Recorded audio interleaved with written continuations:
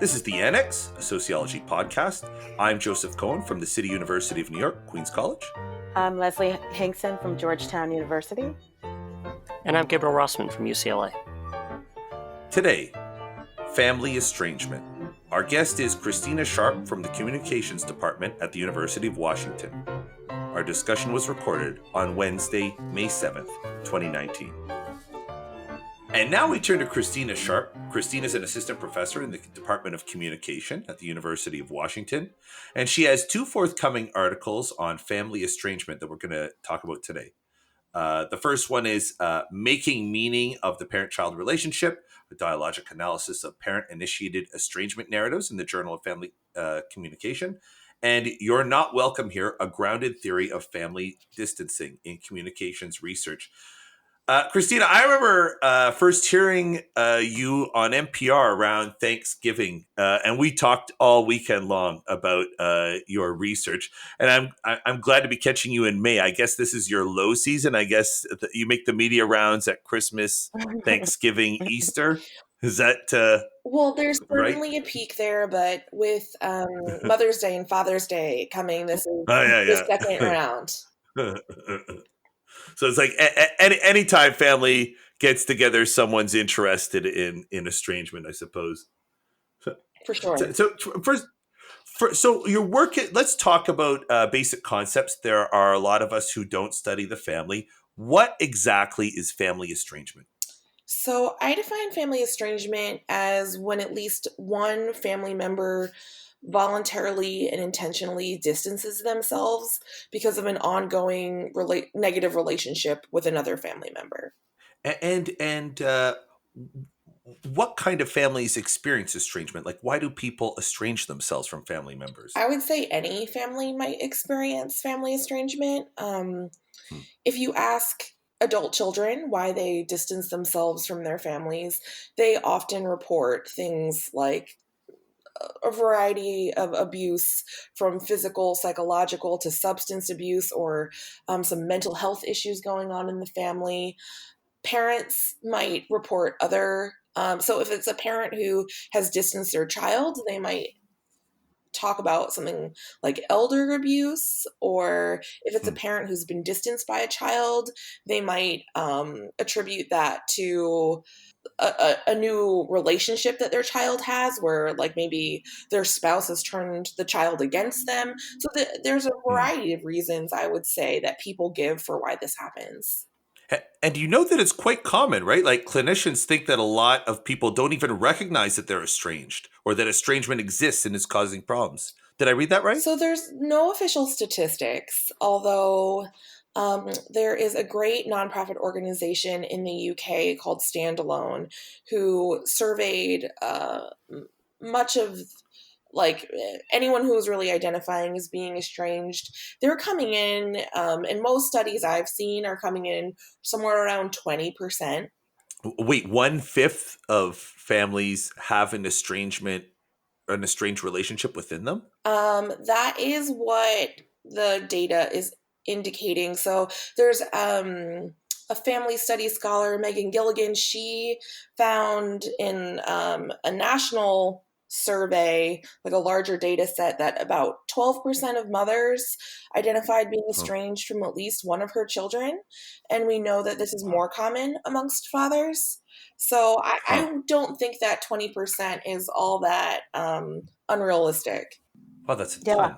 And then, and you note that estrangement can exist in degrees, right? It's not like a binary either or situation, but people can estrange to different magnitudes. Yeah, so I would say that it's a misnomer that you're either estranged or not. I would say that people are more or less estranged, because estrangement, the characteristics of estrangement, there's lots of them. So someone might be really physically distant, but go home for the holidays. Someone might have no contact, or someone might even live in the same town and not have any meaningful interaction. But I would say that they're all a stranger, just a different flavor of it. Let's talk about your study. So you spoke to we'll talk about the first one. You spoke to 52 adults who you say engaged in communicated practices to distance themselves from their parents. So is that what you mean? Like they just stop calling, or maybe they'll only show up on the obligatory sort of Christmas and Easter? So These were your subjects? yeah, so I've talked to 52 adult children, and they kind of talked about 8 different behaviors they were engaging in to varying degrees. 2 of them had to do with communication in terms of how much I'm talking to my family versus are those conversations meaningful. 2 of them had to do with emotion. So, do I feel emotion for you? And if I do, is that positive or negative? Okay. Physical distance is typically a characteristic of estrangement. Something I call role reciprocity. So the idea, are we doing things that family members do? Okay. A desire to reconcile is up for grabs. A lot of people, at least the adult children, discuss not wanting to reconcile. Huh. And then also the degrees to which people took legal action against their family or legal action that distanced themselves. So, for example, some people changed their name or changed their durable power of attorney. Wow. And when you noted that I remember hearing this in your interview, when you spoke to a lot of the parents who were estranged, they didn't even know why why their children were pushing them out. So that comes from Kristen Carr and her colleagues' study about estrangement attributions or reasons why parents identified being estranged from their child, and many of them said they didn't know why. And that's a lot more typical amongst parents than it is children. So the majority of children who I have spoken to, in fact, all of them, had a reason for why it happened. But again, I was talking to people who initiated the distance, so they would have a reason. Yeah. So just full disclosure, like as someone who is estranged from her mother, right? The question that I have, like in terms of parents not knowing the reason, is it that parents don't know the reason, or is it that they don't want to confront the reason? My question exactly. I'm not sure. I mean, it's definitely possible. So there, as far as I'm aware, has never been a dyadic study. I mean, for lots of obvious reasons. Yeah. So it's also possible that there's a whole group of parents who legitimately haven't engaged in any problematic behavior, that their child has decided that they don't want a relationship. I mean, it's certainly possible. That's possible, but I don't know. I remember listening to this American Life episode. It's the episode where they're the kids who they have their single mom, and she's a horrible mother. She's a really horrible mother, and they make up an imaginary family that they babysit for, right, in order to get away from her. And for me, the main point of that episode was, I think one of the kids actually confronts her at some point in time, and she was like, I did the best I could, right?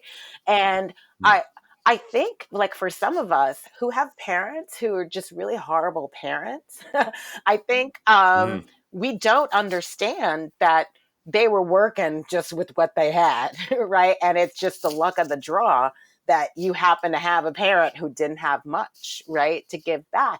And so I'm thinking that might be part of the disconnect, right? It's like the kids not understanding that their parents actually did what they thought was the best given what they had to work with, and the kids being like, that if that was the best, that was horrible. Yeah, I think certainly there's varying reasons and to degrees of severity about why this happens, but I think you have hit on something really important, which is a lot of times people argue about what happened. And I always say it doesn't matter what happened. It matters what people perceived happened. So, like, people are arguing about the realities of things, but, like, if your child perceived this has happened, you need to meet them where they are. Interesting. And not try to convince them that something else has happened. Same thing with the parents. If parents have a particular perception, I would encourage everyone to do some perspective taking, right? Because it's hard to, which is extremely hard to do, but it's definitely like the perceptions of what happened are what people need to start behaving. People are behaving on their perceptions, I guess is what I'm saying, as opposed to what actually happened. Yeah. So with this, I forget who, somebody asked, like, well, is it always the case that the parents did something? I think sometimes this kind of thing can actually be driven by the kids having done something. Let's say an adult child has a severe substance abuse problem, which happens a lot, especially now that we have the opiate epidemic. It could be that either, a lot of times the parents, will ostracize the kids after first trying to bail them out because, that's actually what they're counseled to do, and through, basically code-ep therapy or something like that. Well, and it's also possible parents need to distance their children to protect other children in the home. Yeah.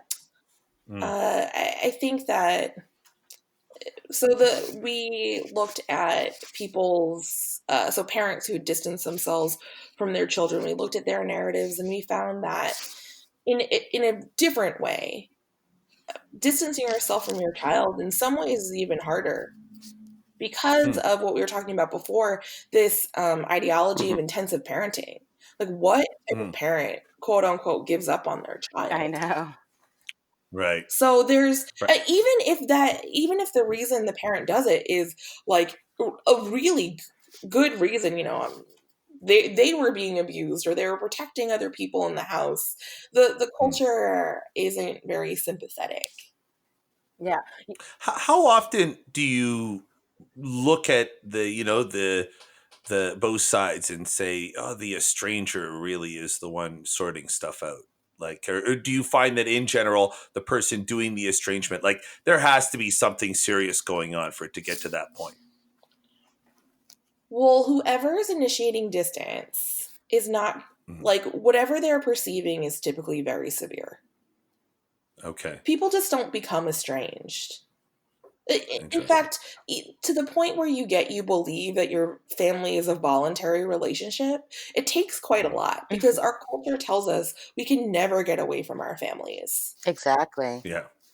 Oh, I was going to say, so by the time a person gets to the point where they're like, that can't be, it's usually because something very severe has happened. Yeah. I mean, I come from like a very Catholic immigrant family, right? And it's like there's a commandment, right? That's like all around honoring thy mother and father, which our interpretation is, right? Like family is everything. And so suck everything up and you know what I mean? And that's it. Like it doesn't matter what people did or what people do. It's just about family and maintaining that family. And I'm like, I assume that like even outside of Catholic immigrant families, that this whole kind of norm of just saying, you know what, you just need to like family is family and you need to stick with family is one that's just widespread in the US. And if that's the case, if you're saying that 1 in 5 like people have this kind of estrangement, I think that's huge.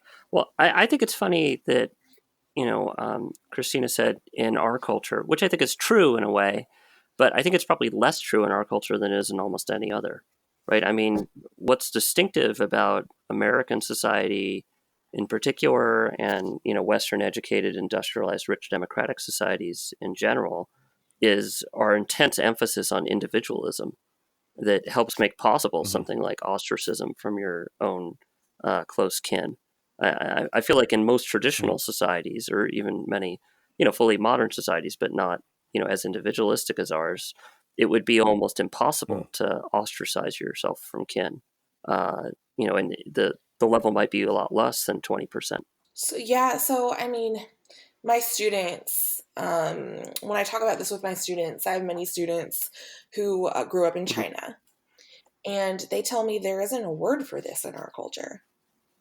Mm-hmm. There's just not a word for it. And I know that one of my colleagues who studies like Azerbaijan, she says that the mechanisms for family distancing, I'm not sure if it's Azerbaijan or Armenia, but she studies both, and she says like people put it in the newspaper, like it just looks different, I guess. It's maybe more formalized in different cultures, like people are disowned from their families.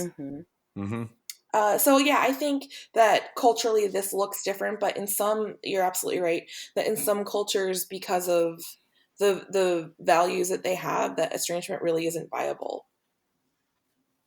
How often is it ritualized? Because like you always hear, I've never personally witnessed this, but you occasionally hear about Jewish families sitting Shiva for, which is Hebrew for mourning, for a child who in fact is alive, as a form of, symbolic ostracism. I've never heard that. So what was your question? Oh, I said, how often is the ostracism not just something that happens, but something that is formalized with some type of ritual? So, for instance, sitting Shiva for a kid who is in fact You know what? alive. Like having a funeral, sort of. Yeah, I'm not sure. Yeah, basically. Actually, some people have I talked to some people who've ritualized it not in that way. So for example, one of my participants, her family, they all got tattoos that kind of marked them as a family, like that this person didn't have that, so they weren't in the family anymore. Wow, that's extreme. That's and presumably that was not the same type of family that would sit Shiva for somebody. Well, not with the tattoos. Yeah. I mean, even I think when people change their names, that's ritualistic. But I think that the practices probably vary quite a bit. But I haven't heard of, like, you know how sometimes there's divorce celebrations? Yeah. I haven't heard that with estrangement yet. Kristina, do you think that estrangement is or family estrangement is still considered a form of deviant behavior? And if so, like, what do you think is seen as more deviant? A parent distancing from a child, or a child distancing from parents? I think that being estranged or in the distancing process is very stigmatized. Both sides, for different reasons, they have different constraints. Children obviously have power and equity to their parents, especially if they're young children, right? Yeah. Parents have that extra layer of cultural expectation. I think that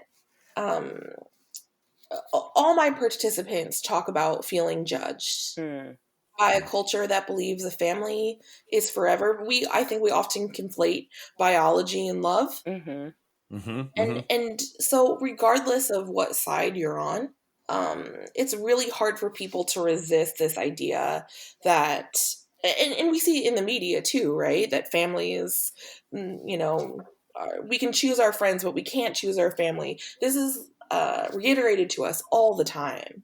So I think regardless of what side you are going to face stigma, especially when people don't want to talk about the reasons for why they're estranged, because that is also stigmatized. But do you feel it's healthy? Like, you've seen a lot of cases of estrangement. How often do you think to yourself, oh, you made the right choice? I think estrangement can be a really healthy solution to an unhealthy environment. Often for the person who's at least initiating the distance, typically that's a great choice for them. We wouldn't tell our friends to go back to an abusive relationship, but we give this advice to people trying to distance themselves from their family all the time. There's lots of reasons why a person might want to distance themselves from their family, and somehow we hold them to different expectations often.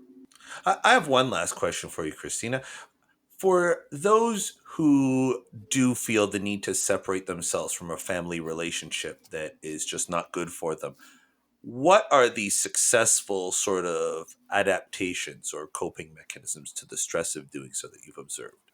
So are you asking me how people like remain resilient as they do it? Yeah, exactly. Like how do they weather the shame or the judgment or feelings of guilt, and how do they build something that would take the role of the lost family, if there was a family that was in fact lost? So often people create families of voluntary kin. Like, Because they've been able to jettison more structural definitions of family, that opens up possibilities for creating families of people who are defined more transactionally or task oriented. So, like, do we do the things that families do? Do we interact the way that families interact? Do we love each other? Do we care for one another? So, I think for some people, they're able to really create a new sense of family.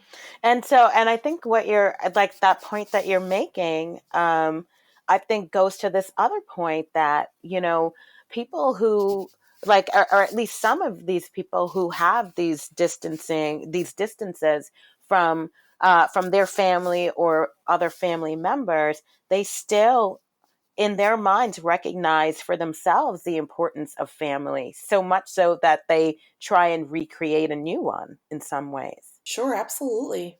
I mean, Oh. I think having support is really important, no matter what that looks like or who that comes from. You've been listening to the Annex Sociology Podcast. A special thank you to Kristina Sharp from the University of Washington. Kristina wrote, "It was the straw that broke the camel's back," exploring the distancing processes communicatively constructed in parent-child estrangement backstories in the Journal of Family Communication. We're on the web, sociocast.org/annex, on Twitter @sociannex, and on Facebook, the Annex Sociology Podcast. A special thank you to our senior producer for 2018-2019, Liseth Moreno. On behalf of Leslie Hinkson and Gabriel Rossman, I'm Joe Cohen. Thanks for listening and have a great summer.